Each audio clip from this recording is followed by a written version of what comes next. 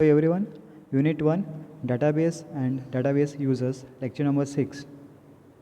Content 3 Schema Architecture, Data Independency, Database Languages, Interfaces, Summary. So, first we see 3 Schema Architecture. The 3 Schema Architecture divided into 3 levels. First one is internal schema, conceptual schema, and external schema as shown in the figure. Okay, in internal schema, or it is also called as the internal level, which describes the physical storage structure of the database. The internal schema uses a physical data model and describes the complete details of data storage and access paths for the database. So this is the process of internal schema or internal level. So next is conceptual level, which describes the structure of the whole database for community of users. The conceptual schema hides the details of physical storage structure and concentrates on describing entities, data types, relationships, user operations, and constraints. A representational data model is used to describe the conceptual schema when a database system is implemented. So next one is external or view level. Includes a number of external schema or user views. Each external schema describes the part of the database that a particular user group is interested in and hides the rest of the database from the user group. Okay, so this is about external level. Okay, so this is about the 3 schema architecture. Next we see data independence and database languages. So what do you mean by data independency?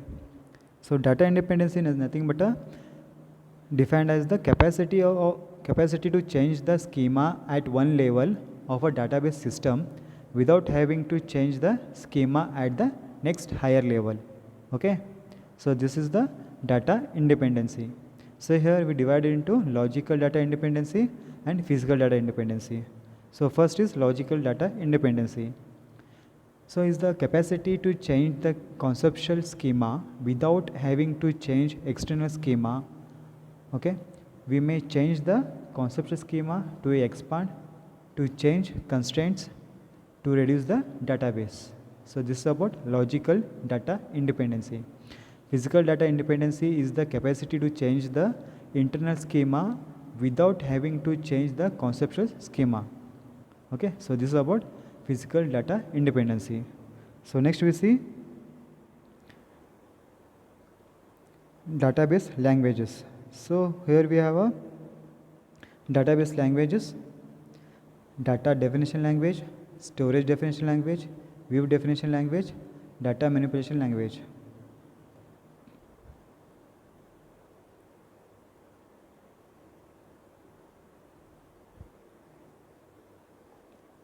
So first we know what do you mean by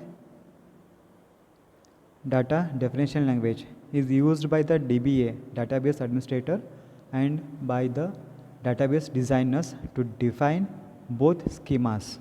Okay, storage definition language is used to specify the internal schema. View definition language to specify the user views and their mappings to the conceptual schema. Data manipulation language, once the database schema are compiled and the database is populated with the data, users must have some means to manipulate the database. Typical manipulations include retrieval, insertion, deletion, modification of the data. The DBMS provides a set of operations or a language called the data manipulation language. There are two main types data manipulation language. First one is high level or non-procedural DML. Second one is low level or procedural DML. So what do you mean by low level or procedural DML? This DML must be embedded in a general purpose programming language. This type of DML typically retrieves individual records or objects from the database and process each separately. So therefore it needs to use programming languages constructs such as looping to retrieve and process each record from a set of records. Low level DML are also called as a record at a time DML. So next one is high level or non-procedural DML. DML allow high level DML statements to be embedded in a general purpose programming languages. DML statements must be identified within the program so that they can be extracted by pre-compiler and processed by the database management system. High-level DMLs such as SQL can specify and retrieve many records in a single DML statements. Therefore, they are called a set at a time or set-oriented DMLs.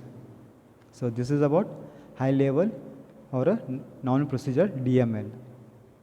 So next we see interfaces. So first one is menu-based interfaces for web clients or a browsing. These interfaces present the user with a list of options called menus. Menus need not memorize the specific commands and syntax of query language. Rather, the query is composed step by step by picking options from a menu that is displayed by the system. So this is about menu-based interfaces. So next one is forms-based interfaces. Forms-based interfaces displays a form to each user. Users can fill out all of the form entries to insert new data, or they can fill out only certain entries in which the DBMS will retrieve matching data for the remaining entities. So next one is graphical user interfaces. Graphical user interfaces typically displays a schema to the user in diagrammatic form.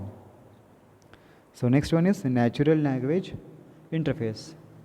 This interface accepts requests written in English or some other language and attempt to understand them. Next one is speech input output.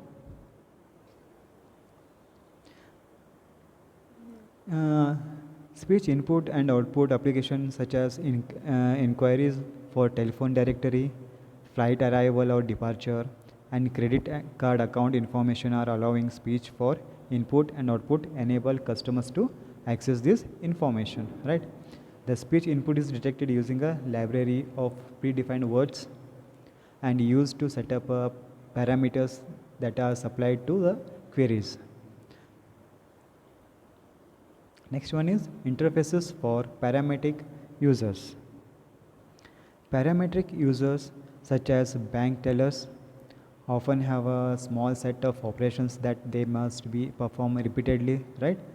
So let's take an example of a teller is able to use single function keys to invoke routine and repetitive transactions such as account deposits or withdrawals, right? So this is about the interface for parametric users. Interfaces for DBA. So interface for DBA, most database systems contain privileged commands that can be used only by the database administrator staff. So these are the interfaces.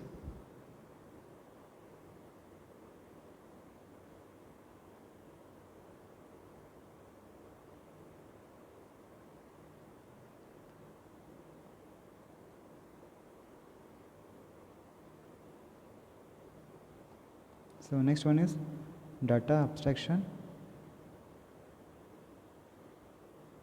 and data organization and storage, the highlighting of the essential features. Data model, categories of data models, high level or a concept data models, low level or physical data models, representational data models, summary, Three schema architecture, data independency, database language, interfaces.